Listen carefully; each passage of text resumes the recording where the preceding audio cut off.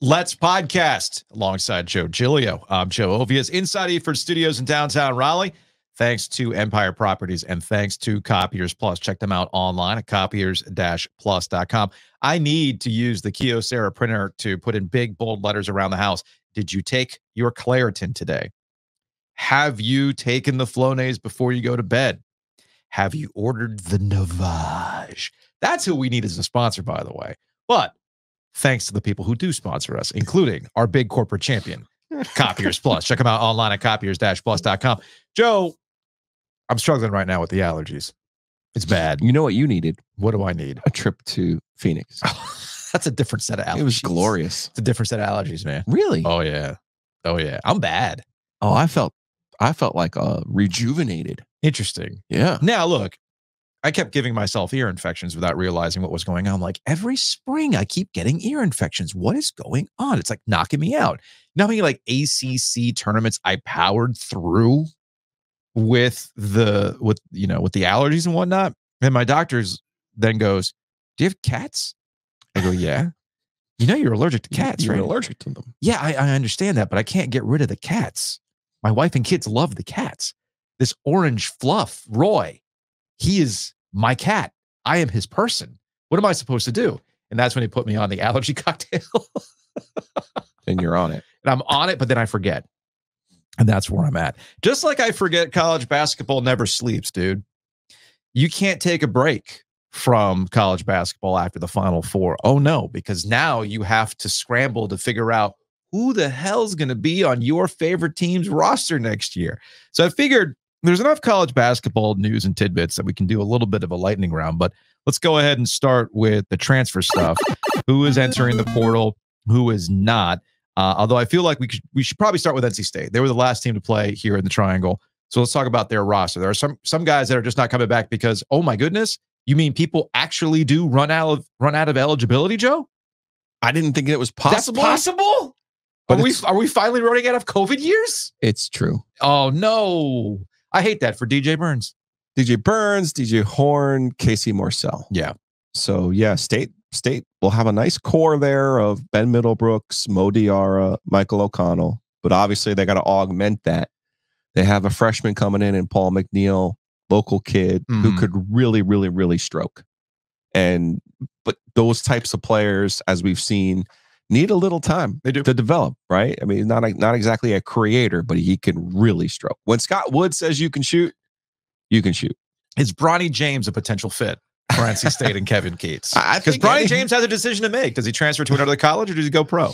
I think anything's in play for Kevin. You know, losing Joel Justice to Ohio State. Joel was the one who got DJ Horn, right? So now you go back, you got Levi Watkins who brought in Jarkel Joyner. That's the kind of lead guard they're looking for to bring in. Now, Jaden Taylor can come back for them.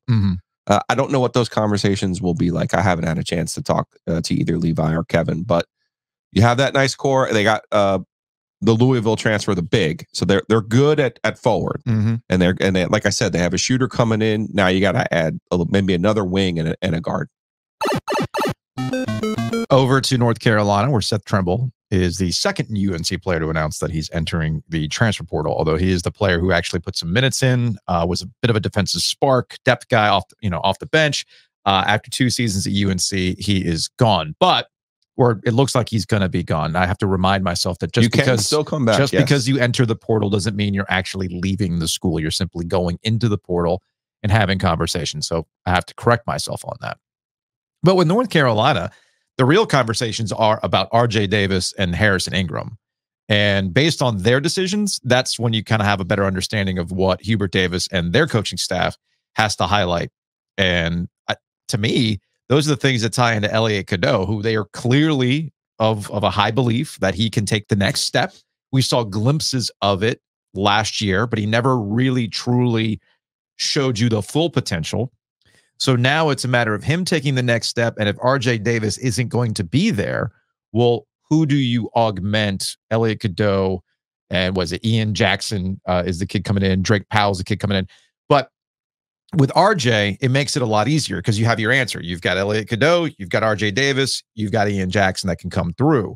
But without RJ, you're probably looking at maybe 1-2 portal guys to come in. Look, and a lot of expectations. You got a little classic Carolina action here. You have a point guard coming back who's going to take a leap for them. And then how do you help a point guard? Well, give me a wing in Ian Jackson who can score, and give me an athletic marvel in Drake Powell. Sure. Another local kid. Both 5-star players coming in now. As I like to tell my friend JC Zemble, who's done a great job for Rivals. He put together the portal rankings. You should check those out. Wolfpack Central, but he's also doing it for Rivals. Drake Powell and Ian Jackson are two guys on the wing who are going to help and run with LA Cadeau. You're gonna have an old school Carolina feel when you see those two guys running up and down the floor with Cadeau. The question though is who's going to make the shots for them. Yeah, I said all along I believe RJ Davis will come back. That's without any insider information though. That's just more of looking at the landscape and looking at his different options and what's best for him. I mean, it's both financially. Most of it's financially, right? Because career-wise, if you're ready to move on, as you said, when your friends are gone, you might be ready to move on. We still don't know that. We don't RJ. We know they have to replace Cormac Ryan though as a complimentary shooter because neither Jackson or Powell are that. And then if you do lose RJ, now you got to go into the portal and get two guys who can fill it up. Shouts though, get ready for that Stanford pipeline. You said Harrison Ingram. I'm try to but say they're this. in the ACC now. Why don't they just stick around? They don't do NIL. I know they do not do NIL. So Maxime Reynaud from Paris is 7-1 from Stanford. This is the guy JC was telling me about.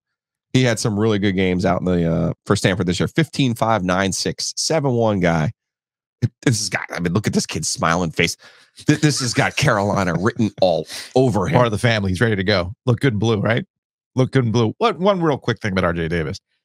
It's not about the money. The money will be taken care of. I don't know. No, what I'm saying is, I'm not saying that doesn't have to be his primary motivation. What I'm saying is RJ Davis will be taken care of if he wants to come back to UNC. Okay. I think you had thrown out $1 million. Who knows? It could be more. But RJ Davis is clearly important for North Carolina and what they want to do. And obviously he's a fan favorite. Obviously there's a motivation from UNC people to keep him there and win. So it's not about RJ Davis securing the bag somewhere else, in the transfer portal. He has it there at UNC if he wants it. But that's the key question. Does he want to come back? I don't know what's in RJ's brain. As I've joked about it before when we talked to Brendan Marks of The Athletic, last week or the week before, when it comes to RJ Davis, I don't think it's something that we should dismiss, that the older you get and the younger group coming in and the group that you're with being gone can lead to some chemistry questions. I'm not saying they can't figure out the chemistry questions. I'm just saying this is a new group to be around and what that role is for the new guys, what they want to do and why they're coming here, and what RJ Davis's central role is for UNC. I like to joke about the new dudes. Look, man, you and I deal with this even at levels in our 40s, dealing with guys in their late 30s. And you're going, oh, man, we are not the same. Right. Well, it's even more so when you're on a college campus. When you're in your early 20s, you are not the same as somebody who's coming in at 18 or younger. So I just put that out there. I just don't want some people to dismiss that, because I do think that's a factor in all of this. I don't think, to your point, I don't think RJ Davis is like desperate for money. No. Right? No, he's good. But you also have to think of it, though, in the sense of, if I could make $1 million playing basketball this year, that's going to be more than I would make in the G League. That's probably more than I would make in Europe. Hey, that's what I've been saying about NIL and competing with the G League, competing with Europe. Given the choice as a player, would you rather still be on a college campus with people around your age, whether even if it's a 4-year disparity, whatever, would you rather be doing that, being comfortable, versus toiling away on a G League bus somewhere or going in Europe? The British Basketball League. If I hear that promo one more time on Bally, I'm going to There's no money there. Yeah, I know there's no money there. Mark Mitchell, I'm going to miss his bounce at Cameron Indoor. He entered the portal for Duke. I think we're starting to see the roster flip as they get ready for the Cooper Flag season in Durham. Yeah. Again, talking to JC, just asking him a little bit about Cooper Flag. Yeah. Like, what are we looking at here? Because, we got to have like equal part comparisons, right? Of course. He was saying Andre Karolenko. He said there's a little bit more defense there than people think. That is not a name I thought I would hear. Right. All right. Right. Because I said Josh McRoberts. No, people Didn't love McBob. No, did not love McBob. No. But he had those point forward type skills. I don't know if Flag is even a Paolo Banchero. He's a good player. I think he's a really good player. He's going to play in the NBA, obviously. But he's not, he's not Chet Holmgren. Okay. He's not quite that string beanie, that type of guy. I've only seen highlights. Yeah. So we'll see what he looks like when he gets here. I think it's a mistake for them to think they could do this with even Proctor as if Proctor comes back, even him as the point guard leader. I think even that would be a mistake. Yeah. I would bring Roach back. And if Roach doesn't come back, if I'm Kevin Keatts, I'm calling Roach. So now. I had jotted that down. Is there a Duke player that can make the switch? I can't see a Duke player going to UNC, but I can see a Duke player coming to NC State.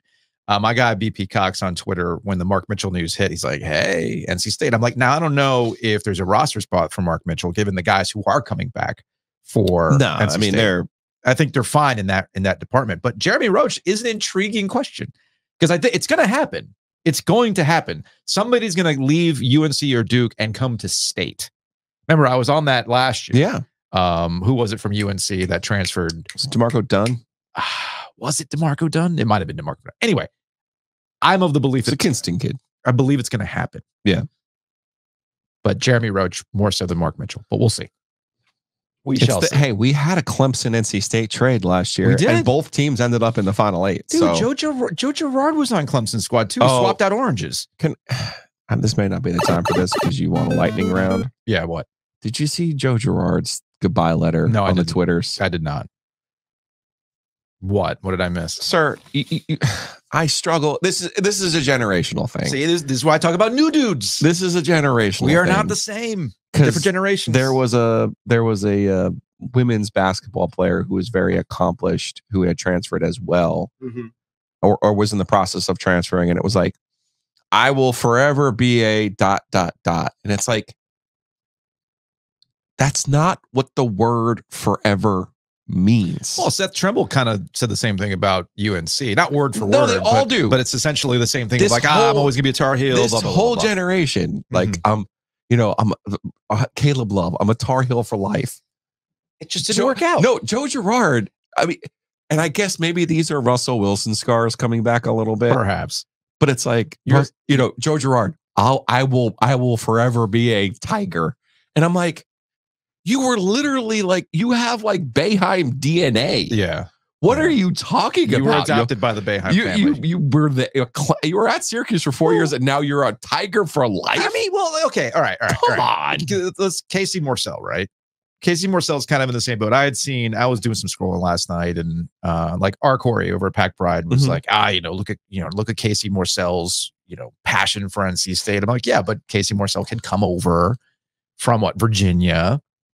That's what you have to just get used to. I know. Where are you making memories? It's not that. It's the positioning. And it's not just one person. I'm just trying to make this very clear. Okay. It is this generation that thinks I gotcha. The word, what they misinterpret what the word forever means. I'll be honest with you, Joe. My brain cannot grasp the concept of forever either. No.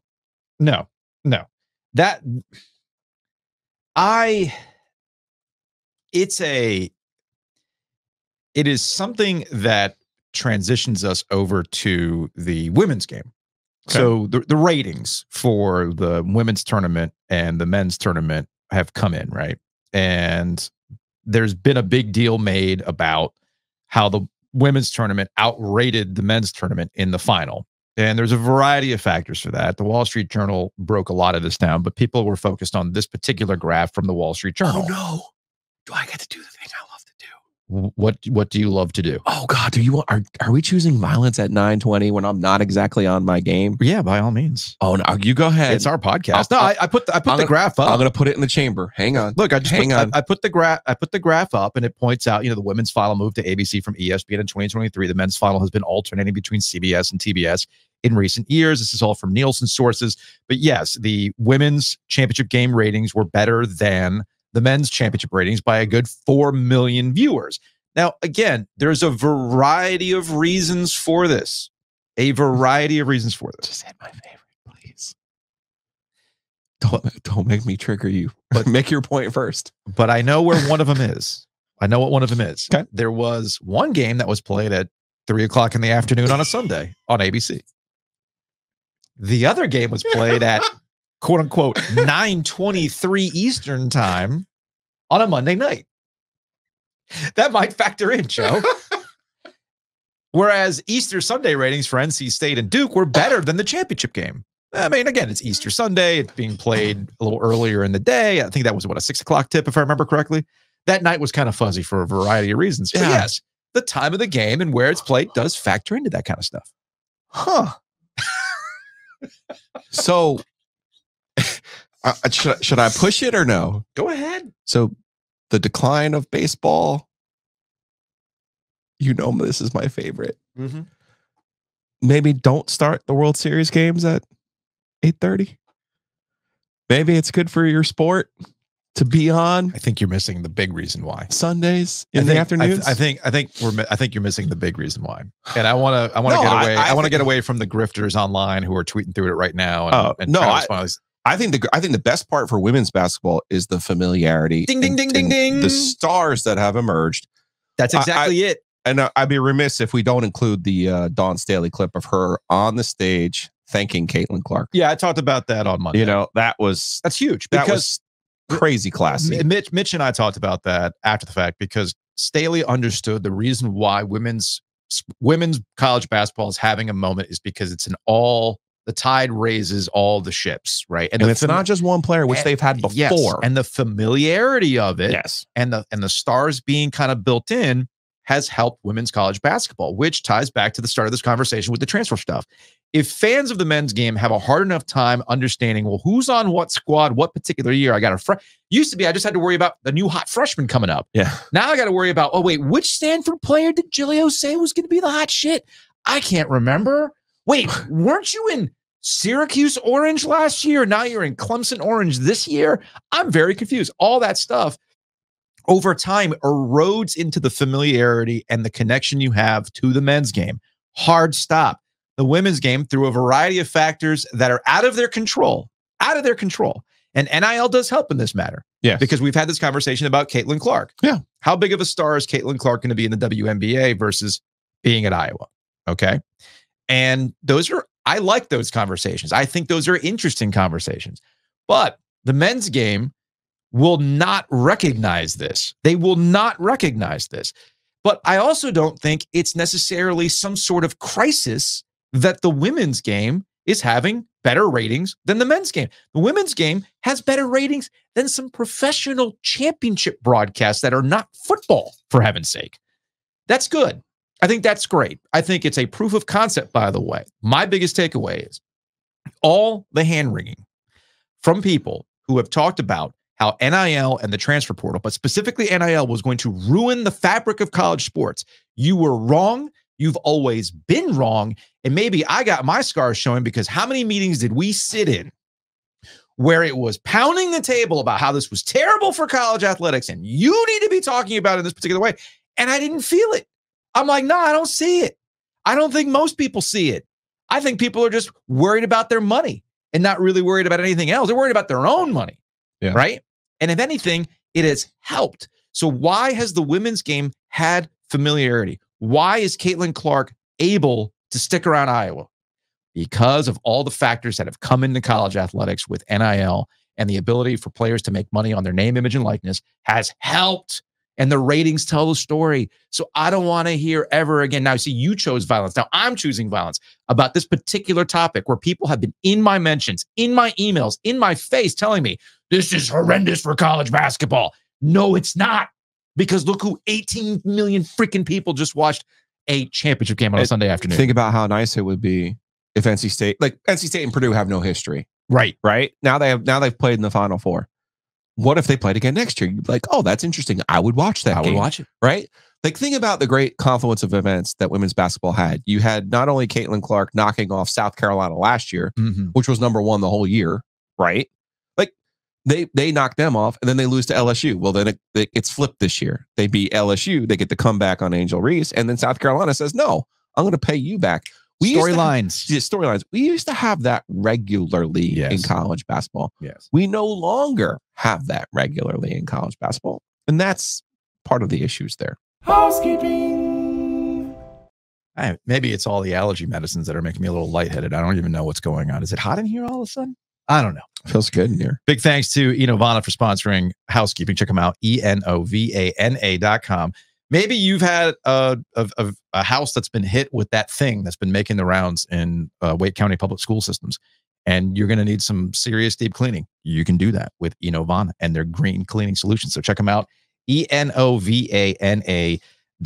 Also, maybe you're worried, like, oh, I don't want to like get locked into some sort of long contract. Or what are you guys talking about? You're rolling deep over there in OG Media. No, no, sir. This is affordable, and you do it by, hey, you want to do it once every 6 months? Do it once every 6 months. You want to do it once a month? Enovana is going to work with you. So all you got to do is go to their website, which is glorious.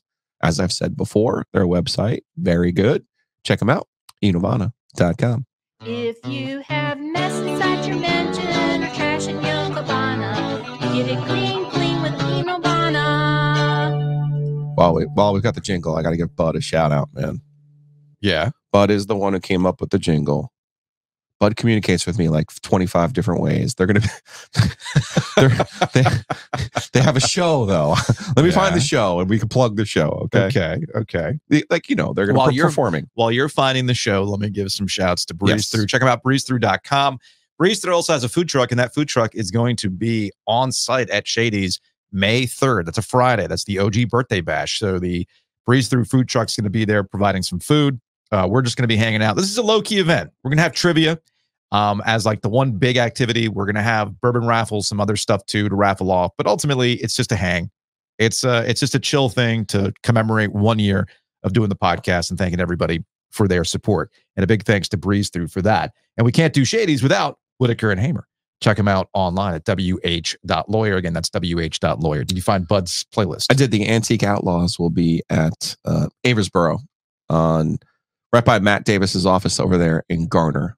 So check them out, Aversboro, Saturday night. The Antique Outlaws. Let's do it. Hey. Wait. I think I had done the trend. Just you want somebody to request the jingle? Yeah, like Freebird, like Enovana.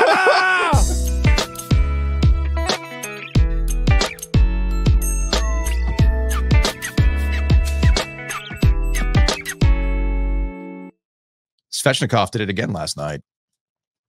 Did the lacrosse goal. Oh, nice. I watched it in real time, and I'm like, wait a minute, did he just? Oh, it was one of those oh shit moments that he did, and they needed it too. I know Trip Tracy was on the broadcast making this point in that when he's done the lacrosse goal or the Svech, at this point he's done it 3 times. It's happened in very critical moments, and when they did that, it was 0-0 in the second period. They had one goal that was taken off the board. And when he did it, it completely broke the game open for the Canes. A game that there are certain teams that seem to vex your favorite team. The Boston Bruins are that team for the Carolina Hurricanes. When they had come off their mini break before closing out their home stretch, they had played a game against the Boston Bruins on Thursday night. Did not go well for the Carolina Hurricanes. So I was curious about how they would react to that on Monday night. Or what day is it? It's Wednesday. It's Wednesday. On a Tuesday night. On a Tuesday night, and they went out and they did the thing. Other reason why we're bringing up the Carolina Hurricanes, 2 reasons. One, the Canes have started to get the attention. This has all been post-trade deadline. They've started to get the attention of the team that people are actually buying into. For a variety of reasons the last couple of years, while they've been very good in the regular season, people have been distracted by shiny objects. Oh, the Florida Panthers. The Canes. Okay. That was... The Canes might have an injury. The Canes might have an injury, like those types of things. Maybe, or two, right? All those have factored in, but the Canes are healthy. They are deep, and they are now getting that attention. And one of the reasons why they've been hot right now is because of Sebastian Aho, who has elevated his game with Gensel coming to the fold. The fishy man. But the fishy man is so good that he can even beat you at Dutch shuffleboard games, Joe. Yes. Yeah, So by the time you're listening to this on the podcast and on YouTube, if you look at our Instagram and Facebook channels, you will see Joe Aho round 2. He took you down in Mulkey, the finish yard game. I had him in Mulkey. I'm still trying to get over that. I performed poorly in the Dutch shuffleboard. Like I had been practicing. I'm not going to lie to you. It was demoralizing. I have the board record, and I performed poorly. You did. You succumbed to the pressure. And he was slinging. And then there was a brief glimmer of hope there. And then the math failed me. Sorry, man. I know. I'm so sorry. He enjoyed it. You know, when we talked the other day, he was like, what am I going to beat you in next? Right. That's what I'm curious about. And we keep coming up with, you brought up Papa Shot. And of course, I think it was Maniscalco who was there, or maybe it was Sunheim. It was like, yes, let's keep challenging Sebastian Aho to eye-hand coordination games. Yeah. Brilliant, Joe. But I think I came up with it, not Papa Shot. What do you got? I think it's time to see if he's got it in Tetris. Okay. Yeah, he did say that he likes video games. He does play video games, but he's playing things like Warzone. No, that's not me. He's not playing Tetris. I think Tetris is a good equalizer because it does require hand-eye coordination, twitch reflexes, as you are mapping. Yeah, but he sees things. Yeah, but you also on that Tetris Nintendo game, the Nintendo Tetris, what was your highest score when we were killing time in the cubicle? Man, it was good. So I think you have time, and I think we can bring it all together. I can bring the old Sony Trinitron from upstairs that I still have. Oh, that would be fun. Okay. I can't lose though. Like I need to find I feel like the Clark in Vacation in Vegas. I gotta go play a game, and I'm like, let's play War. Like I need something. Yeah, not a good idea. Not a good idea.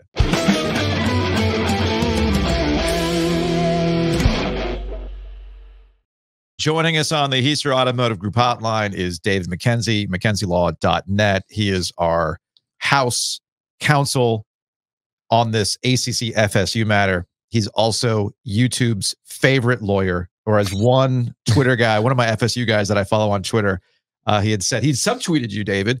He said, oh man, tough afternoon for the ACC's favorite internet lawyer, David McKenzie. Okay. We had you on yesterday for like a brief catch up as to what we missed last week. Me, David, for not understanding that later that day after we got done recording that the ACC and FSU would be in court again, but on FSU's home turf. David, I was told there would be no home cooking. But it looked like there was some home cooking. So what happened yesterday in Tallahassee? Great question. And I certainly am wearing it for saying that there is no such thing as home cooking. I expect that to continue for some time. I mean, look, yesterday's hearing, it's a hearing that I've been in several times where, not a ton, where you show up and you're prepared and you're ready to argue your side. You know, the other side is as well. But you can tell right from the beginning where the judge is going and that the judge is completely and totally unprepared himself. And I mean, I would encourage your viewers and your listeners out there to just take a look at the two hearings on YouTube. It is truly a situation of night and day. One, the hearing down in Charlotte was very orderly. Clearly, Judge Bledsoe was entirely prepared. He had all the cases just almost memorized. Yesterday was something that, and I still believe this judge can be fair, but it wasn't a good start, and it was more like judicial free association where he just went from one topic to the next. Didn't really want to go into some of the ACC's argument. Was citing cases in patent cases, a number of patent cases, and some other federal cases that are not even binding on him. He doesn't even have jurisdiction to be entertaining a patent case. I mean, that's a purely federal question. So ultimately, he ruled, and it was a motion to dismiss and to alternatively to stay. He never actually, over 7 hours, never got to the motion to dismiss part, and he only made it to the motion to stay around 4:30. After 7 hours, he finally made a decision he was going to retain jurisdiction and that they were going to proceed. And then they set another date for I think about 10 days out or so to reconvene and hear that motion to dismiss. All right, so I'm going to go back like a half a step here. How does this happen that there are two different cases like simultaneously going on in two different states? Yeah. And ultimately, how do we get it like condensed into one, or does it never get condensed into one? Well, it doesn't get condensed into one. I mean, fielded this question a number of times, like, why can't we just remove this thing to federal court and then have some kind of consolidation of the actions at that time? And that's unlikely. Well, number one, the chance to remove these matters to federal court has sailed. I mean, you have 30 days from the date of service of the summons or complaint, whichever is first. And we're well past those 30 days to remove. It can only be the defendant that removes, and neither one of them, the ACC, for whatever reason, down in Florida, chose not to remove. I think because there's some question around diversity jurisdiction and whether the ACC is considered a resident of Florida by way of its associated members down there. And then you also have the federal question. And so, unless somebody files a whole new lawsuit invoking a federal question, we're looking at parallel tracks, Joe, where, you're going to have off to the races down in Florida, then you're going to have off to the races here in North Carolina. And it really does become, and this is where I get really concerned, because it really is going to become a race to judgment. Because at this time, in some of these interim orders, the whole notion of comedy, quote unquote, is somewhat discretionary. I think it's a little less discretionary than what Judge Cooper suggested yesterday under Florida law. But when you get to a judgment on the merits of the case, and the full faith and credit clause of the United States Constitution kicks in, and then one state has got to honor that other judgment, and that is truly a priority situation. Okay. So it's not possible to win in one state and lose in another.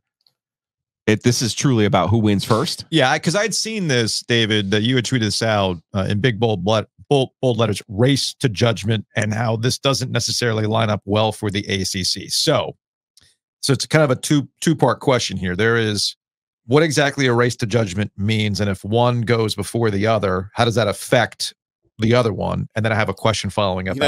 No.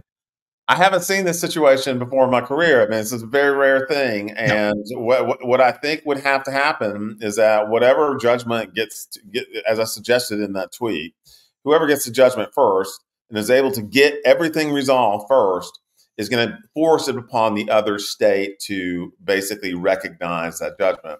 And it's really unfortunate because, we're living in a time where your viewers and listeners and the people we know in amongst our lives just do not have a whole lot of faith in the judiciary. And, it's on both sides, right? It's left and right. I'm not going to give any examples here, and one of the reasons why I took such a favorable approach about how home field doesn't matter is because I really do believe in the court systems and its ability to effectuate justice and do the right thing. And that's what this dispute is about me, is justice.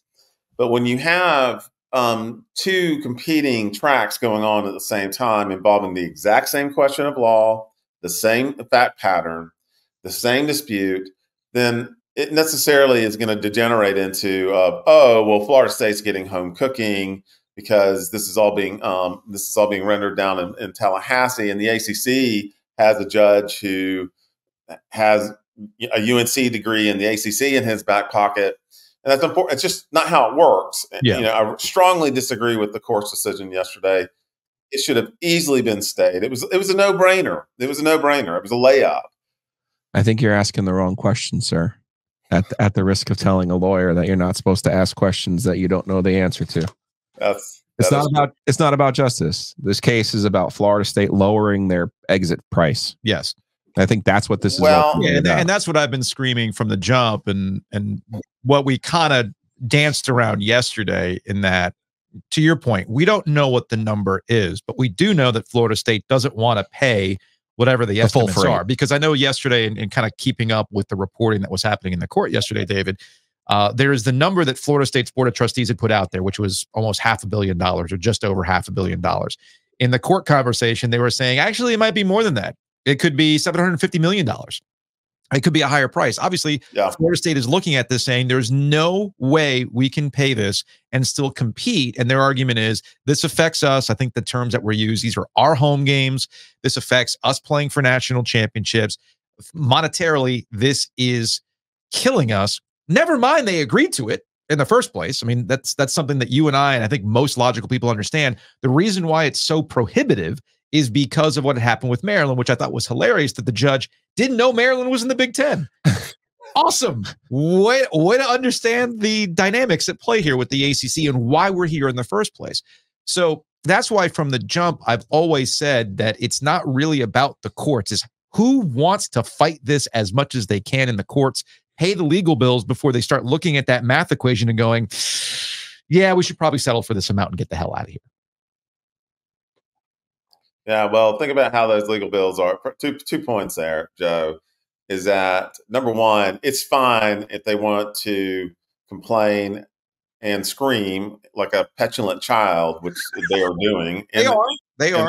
Complaints. If they're willing to give the money they've received back, okay, that's part of the problem. Okay, is that you've taken this money for over a decade. You didn't protest the agreement for over a decade. You only protest after the SEC and the Big Ten score better deals with their network providers. Yeah. And so, it's fine. I understand that there is a concern here, but, about money going forward.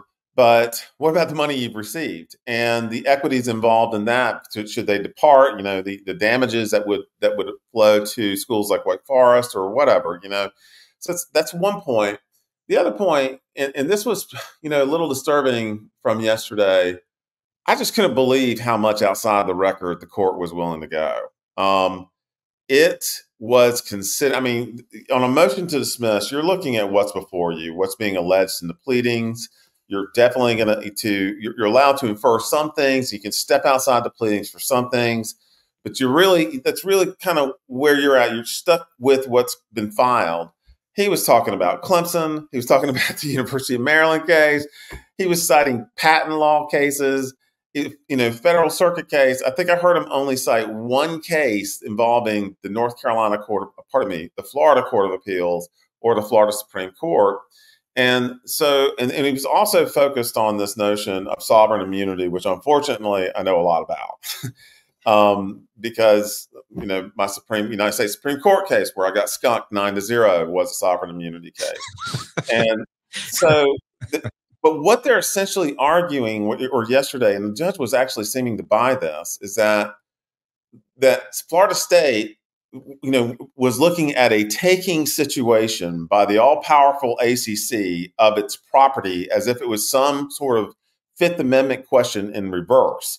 And the crazy thing about that is that this is not governmental conduct. I mean, the Seminoles playing the Tar Heels is not a governmental act. Okay, it's not building a road or maintaining schools or anything like that. It is a commercial activity we are talking about, not a governmental activity. So but there's public funds at play here. Is there really? I mean, come on. These are public institutions that we're talking about. You bring up the Tar Heels, you bring up the Florida State Seminoles. These are public institutions. There is some maintaining of the schools there that you could make an argument going back to the pandemic. Yeah, about how sports were vital to those institutions. Mm-hmm. Now, to your point, I think where you're going to go here is a lot of the money that is raised through, the Rams Club or the Seminole Club, the Seminole Boosters. Yeah, I get that argument for it, but I could see. Okay, well then explain to me why the General Assembly down in Tallahassee doesn't. I'm sorry, I didn't mean to interrupt you, but explain to me why the General Assembly in Tallahassee doesn't fund Florida State's NIL collective. Okay, that is. Well, that's what we're getting into. We're getting into NCAA rules at that point, and they don't want that. I think they do. I think honestly, if they had their way, they probably have their own system. But they have NCAA rules and NIL and all that stuff that they have to be careful with. I mean, that might be stripped once they had all kinds. Listen, we're obviously getting into some details I don't know all about, but the Florida State legitimately had problems with their booster club and their athletic department. Yeah. That was a lot of the Jimbo Fisher problems that went back there. And one of the things that they've actually cleaned up is they've streamlined. Now, does it pay for the NIL? I don't know the answer to that, but I know that a big part of their financial woes were how they were set up. So obviously we will chat again, David, but ultimately, so we got a race. This is crazy. A race to judgment. This is crazy. Do we come up with a slide? Do we do like a little graphic? Really should. I need race to judgment. So what happens next? Well, that's a great question. I would yesterday. I don't know if anybody noticed, but Florida State did appeal the the trial court's decision down in Charlotte. Filed a notice of appeal to the North Carolina Supreme Court. Cases from the business court go directly to the North Carolina Supremes. So I don't know how fast that our Supreme Court is going to act. Now, notably, there's only one issue that they can appeal, and that's the whole sovereign immunity stuff that we've already discussed. And because that affects what's called, quote unquote, a substantial right. So there's an open question that I have that, I mean, in most cases, I've done a number of appeals. There's an open question about whether the trial court in Charlotte will stay the matter completely and it will proceed here in Raleigh, and everything will be held in abeyance down in Charlotte, or if he will continue to proceed on some of the matters that are not appealable. And that's an outside possibility. That's a possibility as well. I would expect, so what's interesting about this is that yesterday, at the end of the hearing, Judge Cooper asked the plaintiff, that is Florida State, to draft him an order, basically stating that the motion to stay was denied. Mm-hmm. That's going to be a very time-consuming and expensive process, because what happens is that's going to go bounce back and forth between lawyers like it's a pinball.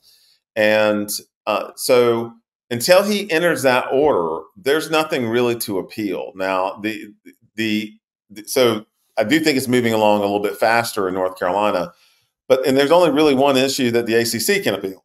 And that is specifically they did contest the personal jurisdiction, which seemed to me, to be frank with the ACC, was incredibly weak to contest personal jurisdiction. That would affect a substantial right and then create an appealable issue. So this is getting to a situation where it is getting into courts of appeal.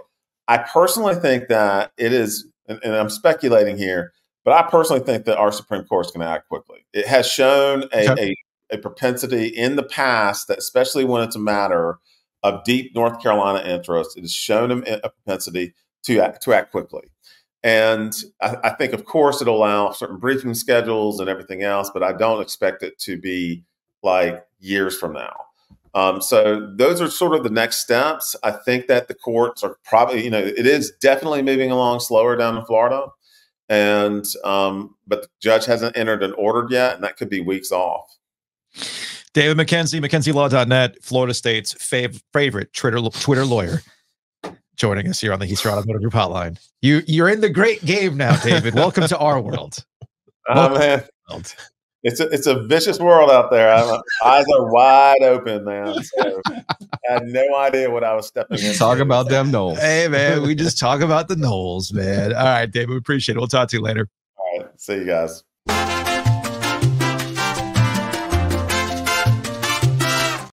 Big thanks to Hometown Realty for sponsoring Opie's and Giglio. Check them out, myhtr.com. Buy, sell, calculate. It is the spring fever, if you will. So what do you need to do? You need to make sure that you have the experts in place to help you maximize your home value. I was actually having a conversation with somebody yesterday about these guaranteed home offers. There's a reason why they're guaranteed. You know better than that. So contact myhtr.com. Speaking of your home, Matt Davis at State Farm can make sure you are insured and saving money for your home and auto. Check them out, insuregarner.com, voginsurance.com. Call them directly at 919-779-8277. Or if you're watching on YouTube, Joe's got the QR code up right now, focused and ready to go. You know how excited I was about our birthday? Do you know how Matt Davis made it better for me? How did he make it better for me? That's the same day as the Trojan Club golf tournament over at Eagle Ridge. Yeah. So I'm playing with Matt in the Trojan Club tournament. Okay. Matt's super involved. If you haven't figured it out yet, yes, Matt is super involved in the community. He is. And even better than that, best ways to save yourself some money. Give him a call. 919-779-8277. For real. Have a conversation. You can save yourself some money on all of your insurance needs. And yeah, by the way, you're helping us out in the process. We're about to talk about golf in a second. And I saw some quotes from Tiger Woods where he says, I hurt every day. Has he been to Nature's Relief? I hope so. Go to Nature's Relief, my dude. He's tried it the other way. Yeah, he has. Time to go natural, baby. Nature's Relief, hempstore.com. Relief is spelled R-E-L-E-A-F. Relief, as in, nature and whatnot. They've got a grand opening for their Western Boulevard location. It's open right now, but the grand opening events can be taking place on 420. They got locations across the triangle. 2 in Raleigh, 1 in the G. In Garner. And go in. It's right next to the Jersey Mike's, right there on Timber. Just go in and have a conversation, and they will help you, because I didn't know anything of Delta 8, Delta 9, you CBD. might need a CBD topical for your neck when you're done with that golf tournament. Right. So just saying. All the different things, all the different ways. So do yourself a favor. Nature's Relief, naturesreliefhempstore.com. But yeah, they got locations in Garner, in Raleigh, and the grand opening coming to Western on 420.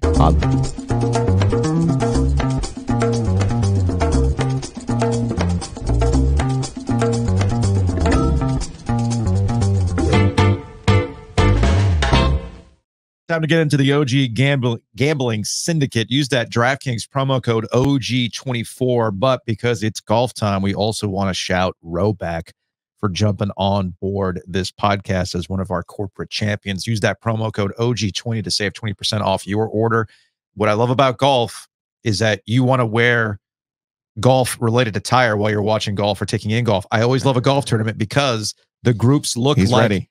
They're ready at a moment's notice. Tiger Woods is going to point at you and say, man, that's a fly shirt. Can you go hit that putt for me? That's a fly shirt. Can you get this off the tee for me? Thank you very much. My back's hurting me a little bit. All right, what did you zoom in on? There it is. Oh, is it the little North Carolina one? This is the North State shirt that Rowback has, as you can see, shaped like the state of North Carolina. Yeah.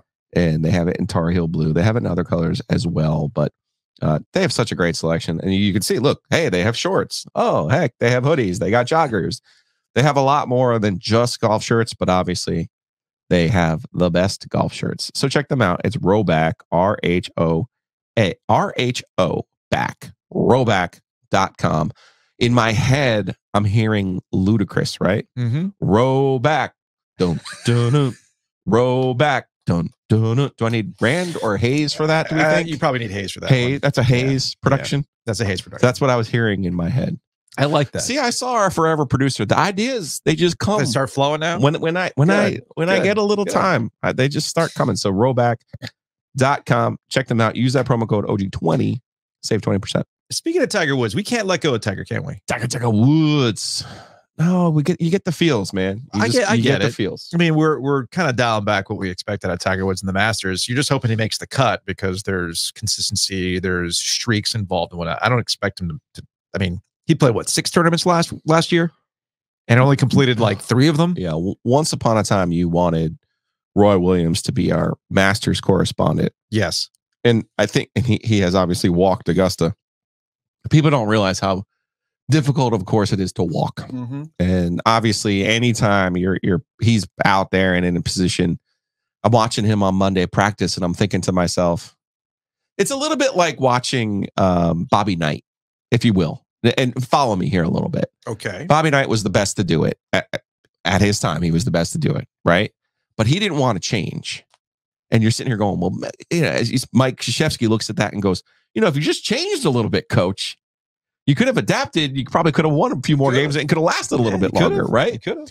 Tiger, because of all the surgeries, because of all the issues that he's had, my point about Bobby Knight was he only knew one way. Mm-hmm. I feel like Tiger Woods only knows one way. Yeah. And so he's out there on Monday and he's practicing and he's doing this and he's doing that. And he's talked about his routine. And I'm sitting here thinking, Tiger, at the risk of being the one who tells you, hey, try something else. Try something else. I'm not saying you just come in cold like I do in no range session. That's me. But you can't be hammering this thing out. Monday, Tuesday, Wednesday, you're spending yourself. No. You need to put a little bit in the chamber. You need to save yourself a little bit. So go to one of the, what are they called? They had them in Phoenix. It's a putt thing. It's like a Tiger thing. Jackson Giglio, where are you? Yeah, Top golf. It's not Top Golf. It's not Drive Shack. It's one of those things that he's involved with where it's like a little arena and you're just chipping on. And apparently there was a big line out in Phoenix to get on and go play in this whole thing. Yeah, it's a cool little spot. Jackson wanted to go do it. Go do that. Mm-hmm. Don't go out there and walk 9 and do all this other stuff and hit 4,000. The muscle memory's there, my dude. You just he said it. You need to get there and be fresh. He said it during his availability before the Masters kicked off about how I've had to change how I go about my business. He recognizes that he has to change. He's not there at the facility. He's not there at the facility. From his peak level. Yeah, from his peak. He's all that kind of stuff. He's a maniac. Although there was a social media post that did get me to crack up about where Tiger Woods is now. And, distractions, focused on this. I'm like, dude, you were at your best when you had nothing but distractions. Okay. I'm just saying. But that was a different time. The more distractions, the better for you. No, this is literally about will my leg hold up. And speaking of Washington Post had a very good lead into his quotes where he's like, you have this picture of Tiger Woods in your head, but when you actually see Tiger Woods in person now, he looks like any other dad on a municipal course, just kind of limping, looking a little stiff. Is he going to be complaining about the weather? Right. Oh, man, I got too cold. I'm too stiff now. I'm too stiff now. Anyway, use the promo code OG24 and you get some bonus bucks, some bonus bets instantly. All you got to do is bet $5 and you'll receive $200 instantly with our friends over at DraftKings here in North Carolina. So download the DraftKings Sportsbook app now. Use that code OG24. Bet $5. Get $200 instantly in bonus bets. Only on the DraftKings Sportsbook app with code OG24. The crown is yours. Gambling problem? Call 1-877-718-5543 or visit morethanagame.nc.gov. 21 plus, North Carolina only. Bonus bets expire 168 hours after issuance. Deposit and eligibility restrictions apply. Terms at DraftKings.com/sportsbook/NC. NASCAR is not a sponsor of this promotion and used under license. They are the official sports betting partner of NASCAR. Do you have some golf bets for me?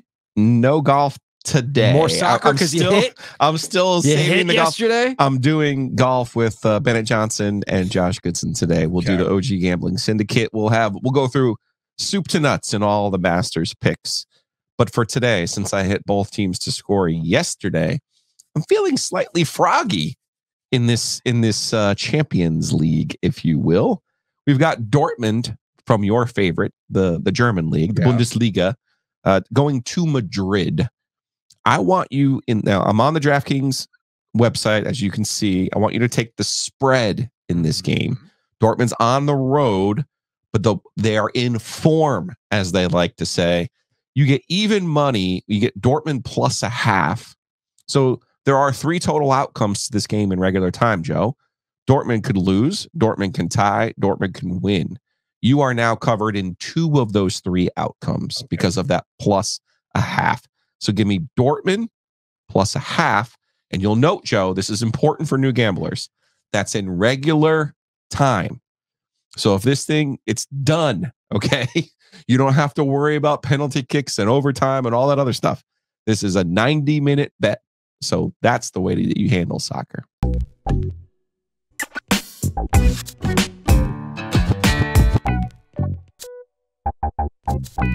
Joining us on the Heister Automotive Group hotline is Harris Cooper, Dr. Harris Cooper. He is retired from Duke, where he had various roles, including professor of psychology and neuroscience, chair of the Department of Psychology and Neuroscience.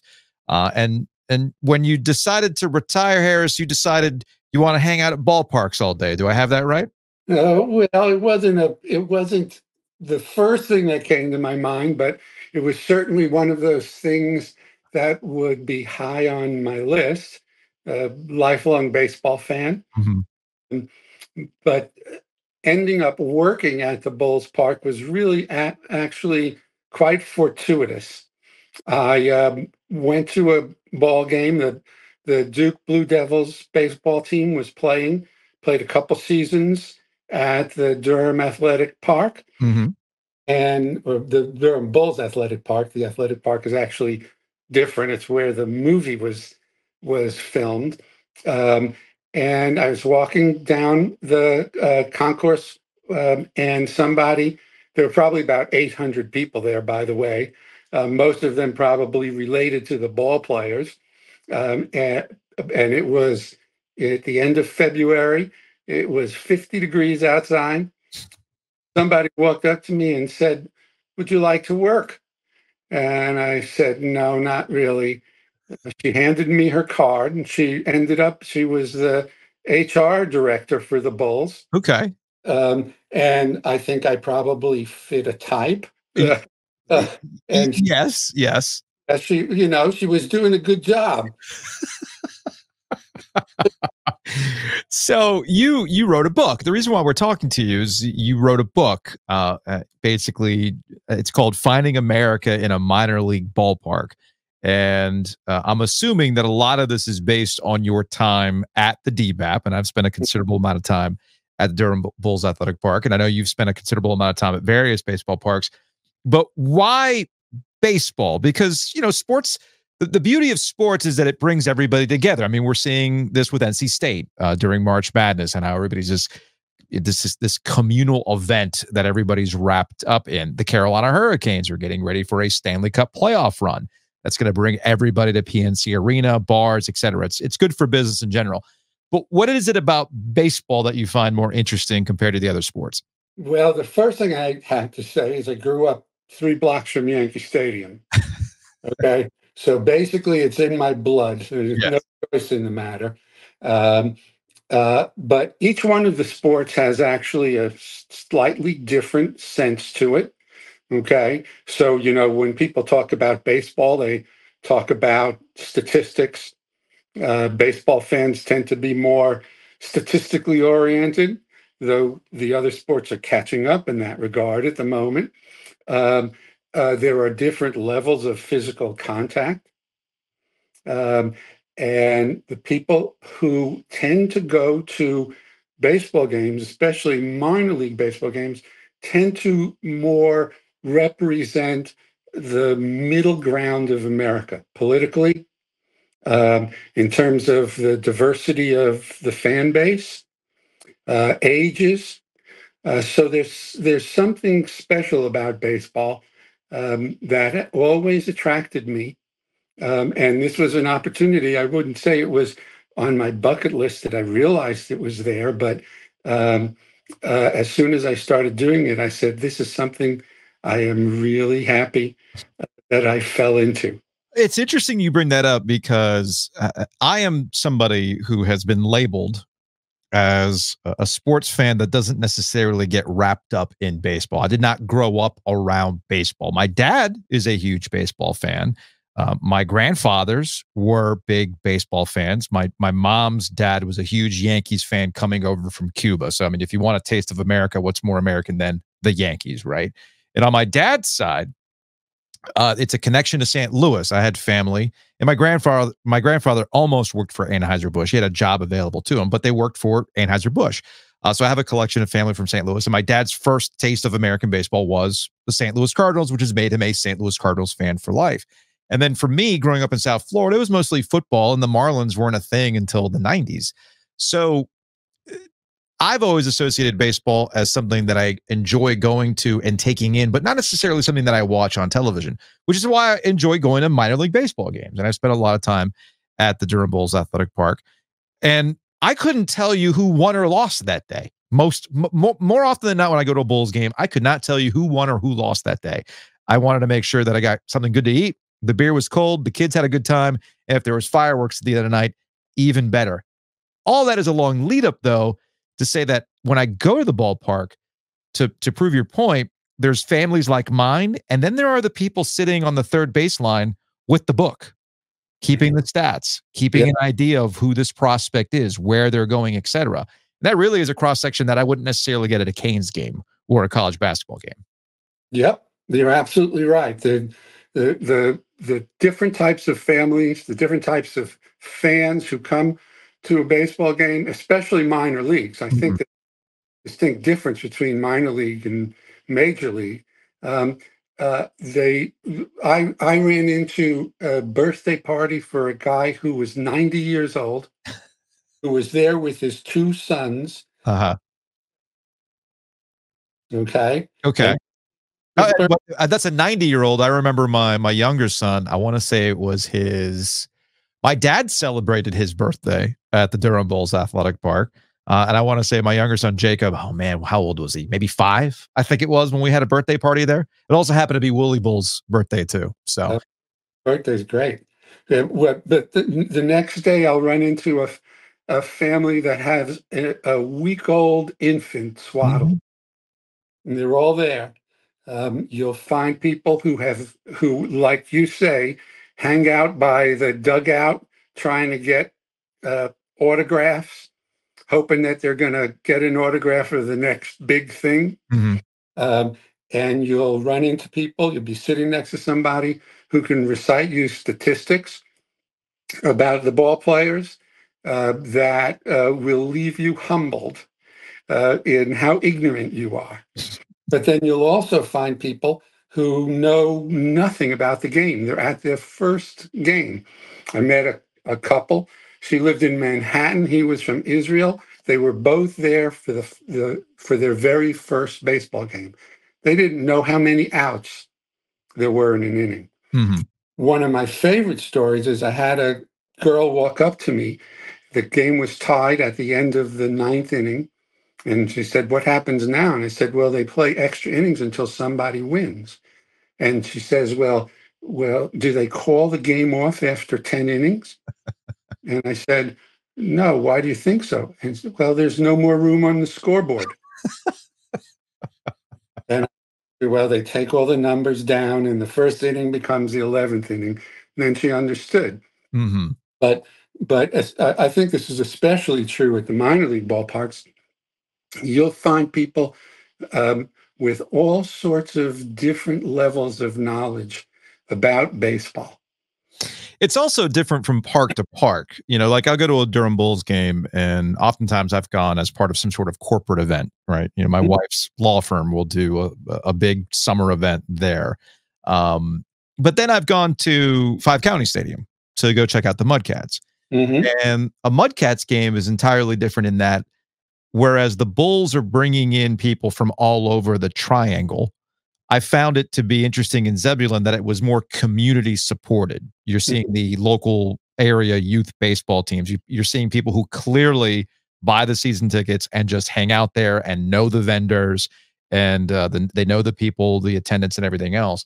And I guess that's true of just about every other minor league American ballpark. A larger city minor league team might bring in all sorts of people, but there's more of a community focus at those smaller parks. Well, I agree. I've been to Mudcats game also, and it's definitely the case. It's definitely that the Southern accents are a little more richer there than they are. Yes. But I won't concede the point about civics pride, mm-hmm. about local support, about, like your instance, there are all sorts of party decks that are rented out for business events. So yeah, you know, at 10,000 people, the Durham ballpark is larger than Zebulon, which I think is getting a new ballpark now, isn't it? It looks like the reports are that the Mudcats are going to be moving to Wilson for a much larger ballpark, which is going to be, again, to kind of tie this all together, it's going to be devastating for that area of Zebulon, which continues to grow. And as the community and the housing kind of pushes out for more affordability, that's an area of growth. It's going to be brutal to see that go. Well, it's always brutal when a team leaves the community. That's true. You know, look what's happening in Oakland now. Mm-hmm. You mean the West Sacramento A's for the next couple of years? I guess for the next 2 years, that's where they're going to be. Yeah. Huh? Yes. And you know, my years in New York, losing the Dodgers and the Giants was devastating for a city as large as New York. Mm-hmm. So those kinds of things are always going to happen. The teams are always going to move around and chase the money. And that was the other curiosity that I had about what you kind of discovered in hanging around the ballparks. The money. You know, we talked about the corporate decks and whatnot, the corporate support that goes into these stadiums. I do think that the Bulls, as a prime example, offers a balance of affordability if you just want to have a night out with the family, and then you can splurge. And I've been able to splurge inside the triangle, the club, you know, the sure. area behind home plate. But sports went from something that there was like an altruistic nature to sports. Yes, you were making money, but it wasn't a lot of money, but the money wasn't necessarily wasn't the point. The point was the competition. The point was the community. Oftentimes you hear stories about how guys were playing a sport and also doing some other job on the side. But in recent years, it has become, you know, like everything else, outside interests, whether it's investment firms, businessmen who want to stunt and flex on their fellow billionaires, will buy a team and they use it as a profit center. And sports wasn't necessarily a profit center back in the day. So how have you seen that kind of change over the years, even at the minor league level, with Major League Baseball taking over a lot of these teams and kind of stripping out some of the soul that we've seen at ballparks like the Durham Bulls Athletic Park? Yeah, well, that's happened to all sports. Mm-hmm.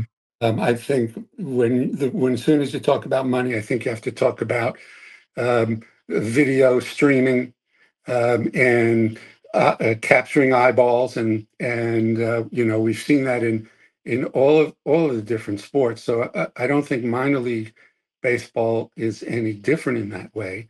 One of the things that you mentioned earlier was you can go to a minor league ball game, and it will cost you about a third of what it will cost you at a Major League Baseball game. Mm-hmm. And then again, it's the intimacy too. 10,000 is a large stadium, but a large minor league stadium. It's a small stadium by Major League standards, and it gives you a sense of intimacy because you're in a smaller city. That you can involve civic pride. And, especially in the triangle where we have such wonderful rivalries between the college teams, there are some teams that actually bring us together. I don't know in the triangle, it doesn't root for the Bulls. Why wouldn't you? So there's that part of it too. Another thing that you mentioned was about baseball's controlling of the minor leagues. Yes. They really have taken over the ball players, okay, and the management. Mm-hmm. So all of the salaries for ball players and managers are paid by their major league affiliate. What's left for the Bulls is all the stuff that goes on around the ball game. Yes. So the Bulls are at the mercy of the Tampa Bay Rays when it comes to who goes up, who goes down, and even on occasion, who's playing, how many pitches, rehab assignments, and all that stuff is now actually dictated by the major league teams. So it's interesting. Now, full disclosure, I mean, we're several minutes into this conversation, and I think most people who are listening to this podcast know that I used to work for Capital Broadcasting. Capital Broadcasting is the parent company of the Durham Bulls, and I have knowledge of those dynamics that have taken place over time between the relationship of Major League Baseball and minor league baseball, and some of the friction between what a minor league team is trying to accomplish and thread this needle. And we can kind of have this conversation because one other thing that you've studied that I was interested in before we say goodbye. But I was fascinated by your perspective on minor league teams trying to thread a needle that is made increasingly difficult by interest of Major League Baseball. And when I first started working in Capital Broadcasting and I got to know the guys who worked at the Durham Bulls, there was a sense of ownership of what they were doing in Durham, a sense of ownership of what the team was doing. They could be a lot more tailor-made to the interest of their local fans. They could do interesting theme nights. They could do merchandise that made a lot more sense for them. But of course, that changes over time as Major League Baseball has much more say over these types of things. So how do you think, the Durham Bulls in particular are kind of threading that needle now of trying to serve what Major League Baseball wants, which is a profit center, while also sensing, a community that wants to put their arms around the Bulls? Well, the Bulls still do lots of local special events and special, but I'm sure I can't disagree with you that it's becoming more difficult as the grip of Major League Baseball tightens. The other interesting thing about it is that the minor league team wants to win. Yes. Mike Burling and the crew over there really want to win their division. They want to win the International League. They want to do those. They take pride in that. Well, and I think they have a good relationship with the Right. Tampa Bay Rays. I wanted to say the Diamondbacks there for a second, but they've always had a good relationship with the Rays that kind of understand that sort of thing. But yes, they want to win. Yes, and from the major league perspective, they don't care about whether or not I may be overstating this. I hope I don't get sued for it. They might. Let's put it this way: they don't care as much about whether or not what the record of their minor league teams is. No, they don't. They're interested in the development of players for their major league team. So one of the most fun things we did as hosts was we watched player development. We could talk about, who's on the cusp of going up. We would talk about who's on the 40-man roster. We would watch one of our favorite players get promoted. And then we'd kind of sit there and feel sad for a minute. Then we felt great for them. We said we would watch them, talk about their development. Imagine them sitting and having a steak the night they got the call. Mm-hmm. Sometimes they'd go back and forth. But it's another interesting thing, and I don't have off the very top of my head what these actual statistics are, but I think I'm pretty close. About half of the people, the ball players who were on the Rays playoff roster my year, I watched play in Durham. Yeah, at some point or other. Mm-hmm. Okay. And one of the other things that people will say relatedly is, how can you have an attachment for the club if this is always a possibility? They can always get promoted, they can always get demoted. And actually about 70% of the at-bats for the Bulls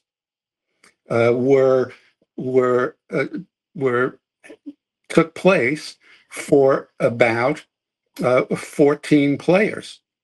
So there really is a core to the team in any given year that you can watch and root for, even though there's always this, I hope, he does really good, he's going to end up going to the Rays, and what's going to happen to us. But still, there really is a core to the team that can be followed on a daily basis. And even when they get promoted, while we're kind of sad, this means the Rays aren't going to have quite as much pitching or right. You still end up rooting for those guys and knowing there's still a core of ball players there. So the book is out now, and it's called Finding America in a Minor League Ballpark. But this is something that you are ultimately fascinated by, of telling the story of this country through, things that we're known for. Obviously, baseball is one of them. And then the other thing that you had written about was American history through a whiskey glass. How distilled spirits, domestic cuisine, and popular music helped shape the nation. I find this also gets down to like how things everything comes back to money. Bourbon, whiskey was this thing that was almost rebellious, right? NASCAR and its background and everything else. But now, as I try to go find recommended bourbons, I can't afford them anymore, Harris. What's going on? I just want to find a decent bottle of Buffalo Trace, for heaven's sake. What is happening? Buffalo Trace is an excellent one. Maybe the challenge you should consider is, instead of looking at the very top shelf, work your way down. And at some point or other, you're going to hit on something that might be on the very bottom shelf. You'll say, you know what? That's not all that much different from Buffalo Trace. And that can be a lot of fun also. You got to get yourself into the mindset of, I don't have to go for the top shelf every time I go in there, right? You can look at the mash bill. You might be able to you can find them all online. Say, well, here's the Buffalo Trace mash bill. What if I go down to Old Crow, right? And what's the mash bill there? How much different is it? How much less time has it aged? And honestly, I've done that. So the well whiskeys in my house, I won't call them anything that are truly bottom shelf, but I can do it. I can drink an Old Crow and be perfectly happy. The bourbon that you're referencing that hit for me was Michter's Rye. It's just a very run of the mill, available at every ABC store. I hit on that one. I go, oh, okay. I don't have to go chase the big one when I have that one sitting right there for me. Got a decent price. Harris, I appreciate the time. Fascinating conversation, and I'm sure I'll see you at a ballpark soon.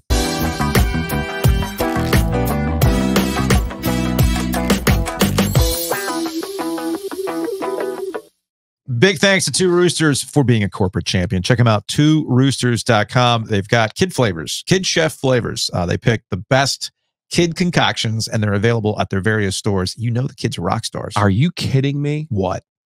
You know I don't like to try new things. No, you hate it. Look at this, though. However, the Kid Chef series in April. Lincoln's chocolate potato chip. Ooh, that's salty sweet. Dreamed up by second grader Lincoln. A vanilla base with chocolate covered potato chips and caramel sauce. I like it. What? I do like the potato chip with the chocolate. That sounds delightful. I have questions about that kid, how he came up with that concoction, but that's another story altogether.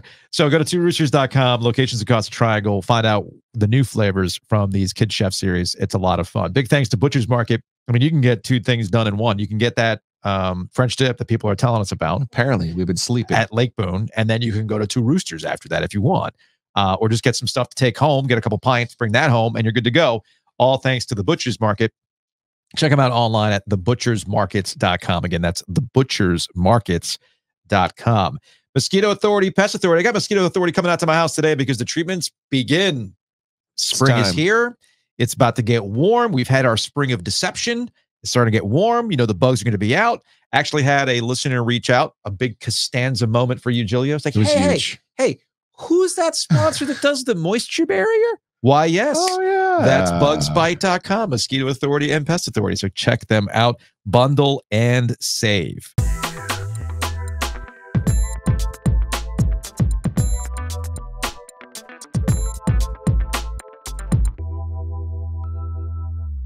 Joining us on the Heister Automotive Group hotline to talk about 50 years of youth soccer, thanks to NCFC, is Catherine Eberhardt, Chief Marketing and Development Officer at NCFC Youth.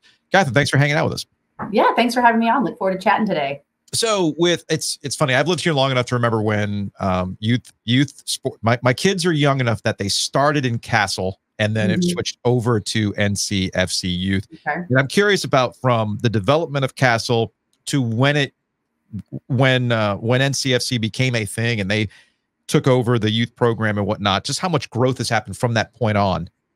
Yeah, absolutely. So I'm one of those as well that grew up playing in the club. So I played at Castle way back in the day, finished in 2002. So I'm dating myself now, and I've now been here over 10 years. So I've been a part of the club for almost 25 years as a player, as a staff, as a coach, as a volunteer in different capacities.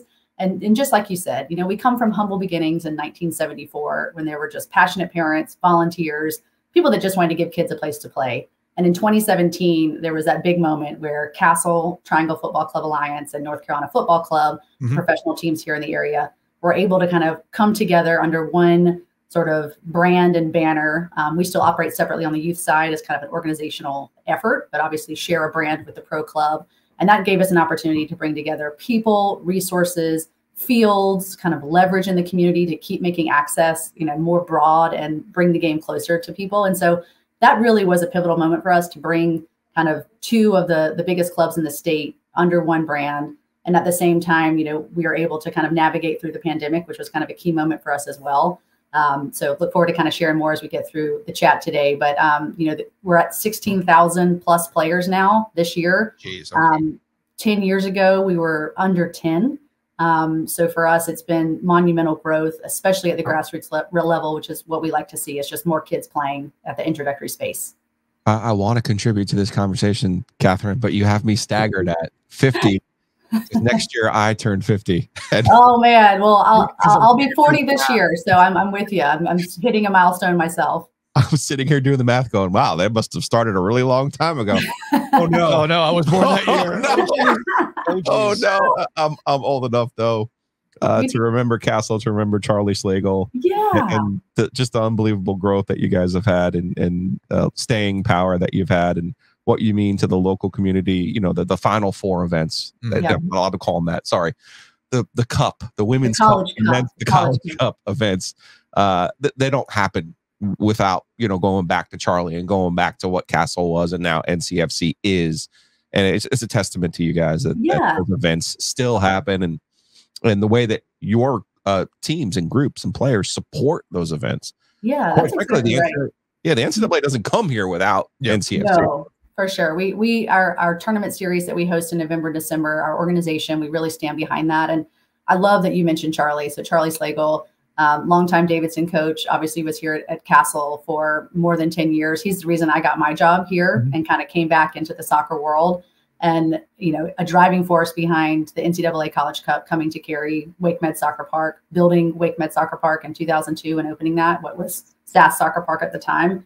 And I did learn something recently because there was all these headlines about the Kansas City Current and the stadium built for women's soccer. And funny enough, like we were kind of one of those first, because that was in partnership with the NC Courage at the time, or the Carolina Courage, that they were called. And so it's kind of a nice little stake in the ground that we were kind of a part of that, pioneering effort to give women that stage to play. But yeah, I mean, people don't know kind of some of the partnerships that we do behind the scenes with the ACCs and the College Cup. So, that's a big part of our 50 years, and Charlie is a big piece of that. And, as we go through this year, we're looking back at that history and trying to pull those names out, those key people, those key events, and those key partners that have elevated NCFC Youth over the past 50 years. And we're putting together this all-star commemorative team as a piece of that. And so we have named kind of 11 what we call starters, and we're looking for the public's help to round out those teams and contributors and other folks throughout the 50 years that have played that pivotal moment. So I encourage you to fill out that form and put Charlie's name in there, because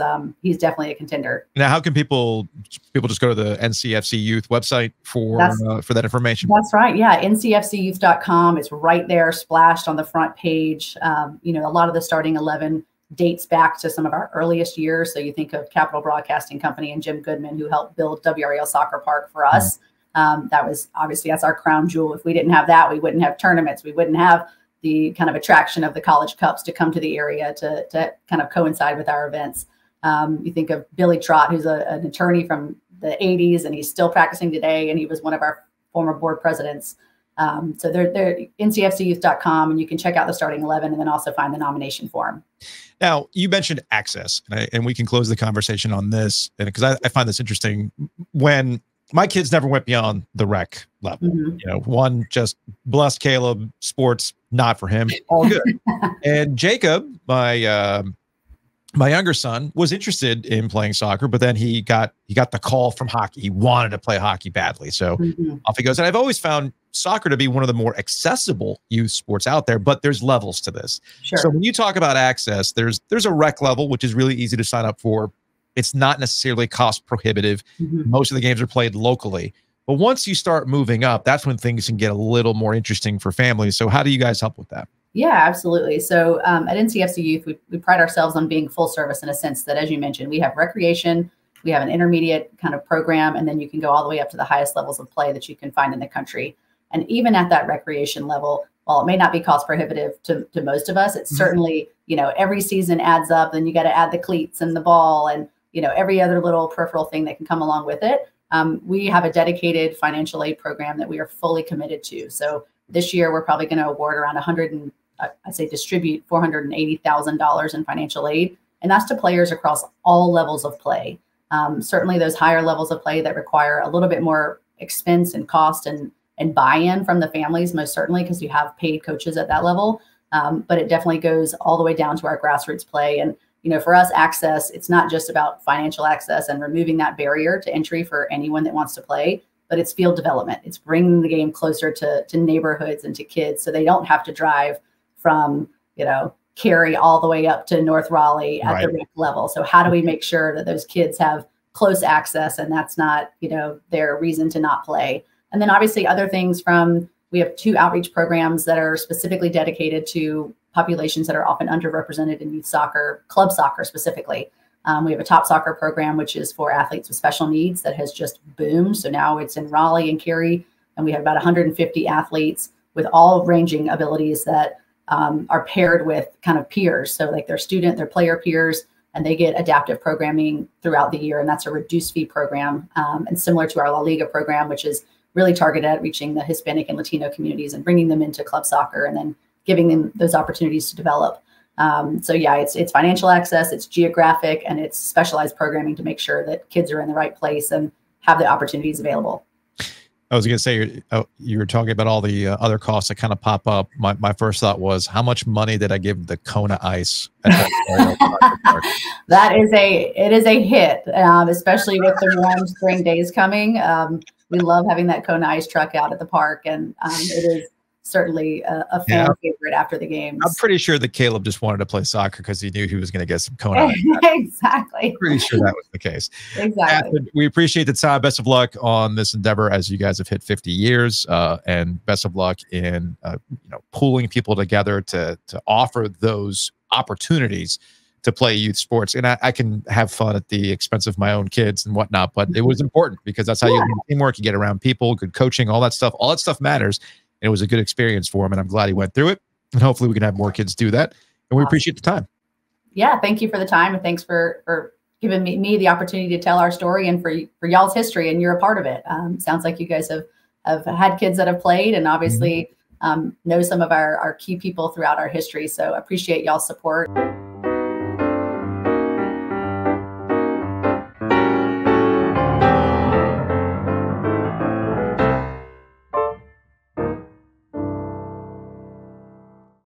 Get out of here on some Hey Joe questions. I'm not going to read any of the ones about our friend David McKenzie because Florida State fans, man, they'll get on YouTube. Be like, coming in hot. You tell that guy with the pink quarters if he doesn't know what he's talking about. There's another coming in hot. Yeah, there's another guy. Yeah, the guy with the Duke degree doesn't know what he's talking. I got you. Got you. Well, excuse me, the allergies are kicking in here. There is one from John. And I'm not bringing this up because I'm trying to be a little John. John's is very adamant about Florida State. He's been in a lot of our comment section. Guys, you are doing your viewers a disservice by having McKenzie on. He offers no meaningful insights into the departure of Florida State and Clemson.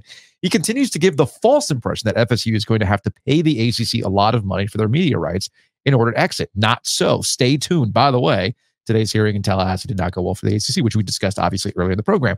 But this business of he continues to give the false impression that Florida State is going to have to pay the ACC a lot of money to get their media rights. Yes, they are. If you want to get on semantics about what exactly a settlement is, blah, blah, blah, blah, blah, but there will be money exchanged for one to move on. That's how this works. Wait. Are there Florida State people who think they're just going to walk away? There is a contingent. File like Chapter 11 and go start somewhere else? Dude, there is a contingent of Florida State people who feel like the Florida State's going to win in court and they're just walking away scot-free. Okay. You know what? Florida man, I get it. Sure. Like, again, I want to be abundantly clear. I do think that Florida State's gone. Where they're going, I don't know. There's still a price. But there's a price that's going to be paid. I don't know nobody knows what that price is. That's why they're here. But there's a sentiment that they're going to walk away. No, the real thing that I wanted to address in Hey Joe was a very nice note from a listener, Tyler. And the headline was, subject line, UConn equal blue blood, ? And this got me to chuckle. I'd like to weigh in on the UConn blue blood conversation. I'm probably your only UConn fan that listens to the podcast. My wife is a UConn alum. I grew up in the Northeast, so my take may be a bit biased, but a different perspective for you. I'm an NC State alum like you guys, so it was quite the march for me as a college hoops fan. He had 3 points that he'd like to make. Point number one was that UConn doesn't feel like a blue blood because of the length of their success has come within such a short window. Something that we've addressed. There's a lot of Miami Hurricanes in the 80s and the 90s in UConn. Yeah. I've made that point before. I didn't make it yesterday. Different coaches. Yeah. Different coaches, new money. The old established college football powers did not like the way Miami went about it. Fine. There's a lot of Miami Hurricanes in UConn. But I think people seem to be missing the point about it's not just the longevity, it's the sustained amount of success. It's the missing of the tournament. Right. Yeah, there's nine misses in 26 years. Right. Yeah. Right. 6 titles, 9 misses. That's a wild variant. Yeah, and there's if they you would have struggled on the SAT. If you want to say that the expectation at UConn is to compete for championships, it's the same component as North Carolina and Duke, but there's an added layer to North Carolina and Duke and Kansas and Kentucky when it comes to their pursuit of those championships. Yeah, that's simply what we're pointing out when it comes to that stuff. Point number 2.